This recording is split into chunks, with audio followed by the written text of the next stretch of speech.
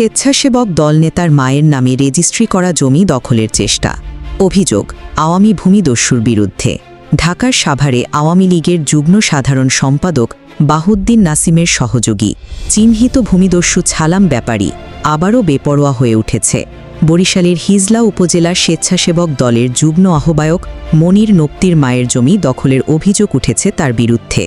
ভুক্তভোগী ওয়াহেদা বেগম জানান, তার স্বামী ২০০৬ সালে জমিটি কিনেছিলেন, তবে ছালাম ব্যাপারী একাধিকবার জমিটি দখল করতে চেষ্টা করেছে।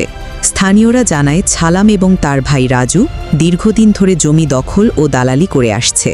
একসময় বাহুদ্দিন নাসিমের ক্যাডার হিসেবে পরিচিত ছালাম বর্তমানে বিএনপির কিছু নেতার ছত্রছায়ায় তার কর্মকাণ্ড চালিয়ে যাচ্ছেন। এই বিষয়ে তদন্তকারী কর্মকর্তা এসআই রশিদ জানিয়েছেন, জমির মালিক বরিশালের ওই পরিবারই, তবে স্থানীয়ভাবে মীমাংসার জন্য উভয় পক্ষ কাগজপত্র নিয়ে বসার কথা রয়েছে। অভিযোগের বিষয় জানতে ছালাম ব্যাপারীকে একাধিকবার ফোন করেও পাওয়া যায়নি। ঘটনাটি মীমাংসার দিকে এগিয়ে চলেছে, তবে প্রশাসন কঠোর পদক্ষেপ নেবে কিনা তা সময়ই বলবে।